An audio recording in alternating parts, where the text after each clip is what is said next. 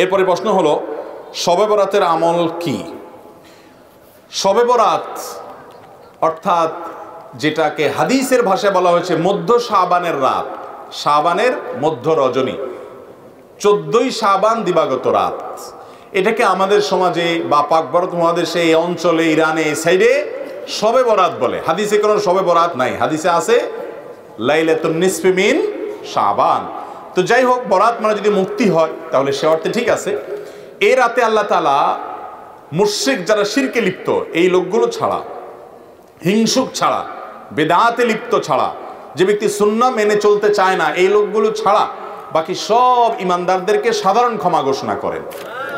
আল্লাহর সাধারণ ক্ষমা ঘোষণা পাওয়ার জন্য যদি বলেন যে মধ্য শাবান রাত বা যেটাকে শবে বরাত বলি আমরা, এই হাদিসে যেটাকে মধ্য শাবান রাত বলা হয়েছে সে রাতের আমল যদি বলেন তাহলে আমি বলবো শিরক থেকে মুক্ত হন, হিংসা থেকে, বিদ্বেষ থেকে, শত্রুতা থেকে মুক্ত হন, কারোর পিছে লাগালাগি করেন না, অন্তরের কারোর প্রতি ক্ষোভ হিংসা থাকলে, শত্রু থাকলে মুছে ফেলান, পরিষ্কার হয়ে যান এবং বিদআত থেকে মুক্ত হয়ে যান, সুন্নতকে আঁকড়ে ধরেন, ইনশাআল্লাহ আপনি সাধারণ ক্ষমা আল্লাহর পক্ষ থেকে পাবেন। কথা কি বুঝাতে পারছি?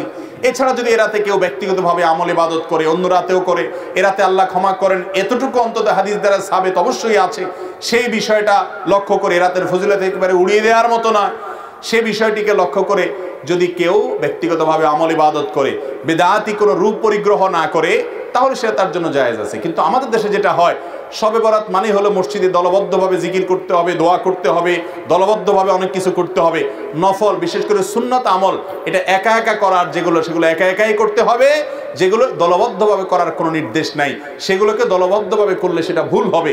মসজিদে ঢোকার সময় দোয়া পড়তে হয় আল্লাহুম্মা আফতাহ লি আবওয়াবা রাহমাতিক, এই দোয়াটা পড়ার জন্য যদি মসজিদের দুয়ারে ইমাম সাহেব, মুয়াজ্জিন সাহেব সহ সব মুসল্লি সাহেবরা দাঁড়িয়ে হাত তুলে আল্লাহর কাছে সবাই মিলে দোয়া করে আল্লাহুম্মা আফতাহ লি আবওয়াবা রাহমাতিক সমস্বরে, এরপরে মসজিদে ঢুকে, এটা কি সুন্নত হবে না সুন্নতের খেলাফ হবে?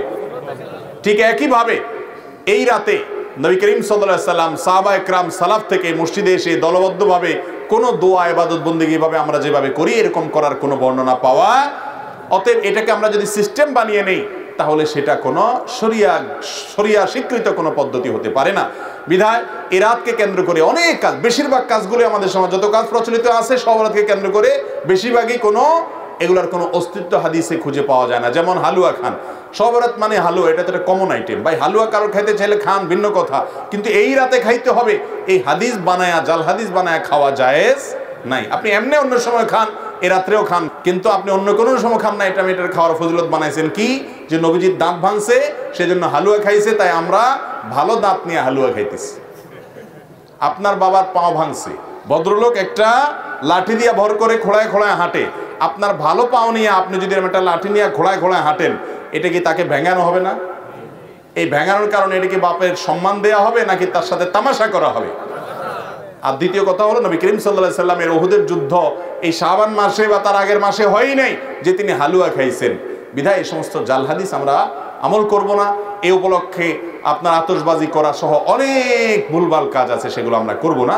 বাকি রাতে আল্লাহ তাআলা মানুষকে ক্ষমা করেন, আপনি আল্লাহর কাছে ক্ষমার আশা করেন, শিরক থেকে এবং হিংসা থেকে, বিদআত থেকে নিজেকে পরিচ্ছন্ন করেন, আল্লাহর কাছে দোয়া করেন, সেটা ভিন্ন বিষয়। আল্লাহ তাআলা আমাদেরকে বুঝার তৌফিক দান করুন।